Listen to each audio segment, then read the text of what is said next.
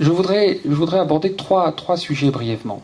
Le premier, je voudrais répondre à la question, est-ce qu'il est légitime de s'interroger sur l'innocence de Naïmana? Deuxième question, quelles sont les sources, quels sont les documents, de quoi disposons-nous comme information pour répondre à cette question? Et troisième élément que je voudrais présenter, c'est juste un exemple de présentation de mauvaise foi d'informations relatives à Naïmana qui montre bien à quel point le débat n'est pas fermé. Alors première question, est-ce qu'il est légitime de s'interroger sur l'innocence de Naïmana? A priori, la réponse est non. Après tout, il a été arrêté, il a été condamné à Arusha en 2003 avec un acte, une condamnation tout à fait claire. Mais en même temps, on le voit bien, la Cour d'appel de La Haye a cassé une partie de ce jugement. Pas tout ce jugement, mais une partie de ce jugement. Et on ne peut pas ne pas être estomaqué par ces jugements contradictoires. On a d'un côté un procès qui a duré des années, avec une équipe qui employait 5 personnes à temps plein pour enquêter sur le cas Naïmana. Je ne sais pas si vous vous représentez la somme de temps et d'argent que cela représente. Le TPIR, je crois, doit être un budget cumulé de 800 ou 900 millions de dollars pour juger, ou je ne sais pas combien d'argent, pour juger 50 personnes. Et j'exagère, 44 personnes.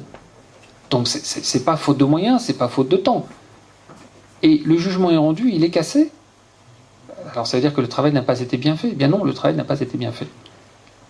Cette confusion, à mon avis, entre les jugements, entre les points de vue, reflète parfaitement la confusion qu'il y a dans les esprits sur l'histoire récente du Rwanda. Que s'est-il exactement passé au Rwanda?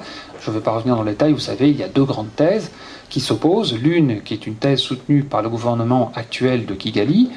En gros, en 1959, il y a une révolution ethnique qui amène au pouvoir une ethnie qui ensuite mène une politique de ségrégation qui aboutit au génocide. Et Ferdinand Naïmana, c'est un enfant qui est né et qui est projeté dans cette direction, donc qui est né pour devenir un idéologue du génocide, qu'il devient effectivement. Voilà. Ça, c'est une thèse extrémiste dans un sens. L'autre thèse extrémiste dans l'autre sens consiste à dire, non, en 1959, il y a une révolution qui permet d'établir la démocratie et la paix, tout va bien au Rwanda, s'il n'y avait pas eu la guerre en 1990, tout se serait bien passé. Mais parce que les rebelles du FPR ont attaqué le Rwanda et l'ont déstabilisé, le régime a dû se défendre, d'où la guerre, d'où les massacres, etc. Et Naïmana n'a rien fait de mal, il a été pris dans le tourbillon de l'histoire. Bien sûr, entre ces deux positions extrêmes, il y a toute une variété de positions. Le rôle de l'historien n'est pas de trancher, n'est pas de savoir qui a raison, qui a tort. Le rôle de l'historien est d'intégrer ce débat d'idées, ces thèses, dans son histoire. Ça fait partie de l'historiographie, c'est-à-dire de l'histoire de l'histoire. J'ai beaucoup apprécié le commentaire de M. Strizek, le fait qu'il dise ce que j'ai écrit en 96, je ne l'écrirai plus aujourd'hui. Je me suis trompé.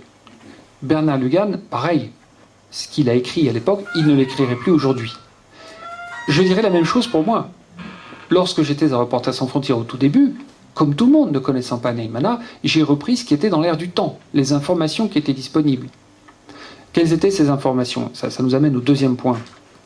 Qui sont les sources de Naïmana.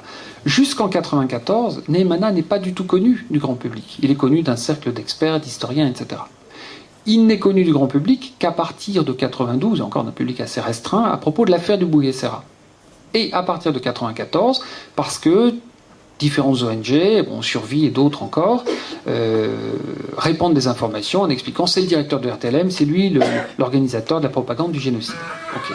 Donc on marche dedans et on a publié à Reporters sans frontières, comme tout le monde, des affirmations erronées, pensant par exemple que Naïmana était passé en France durant l'été 1994, on sait très bien que ce n'est pas le cas, etc., etc.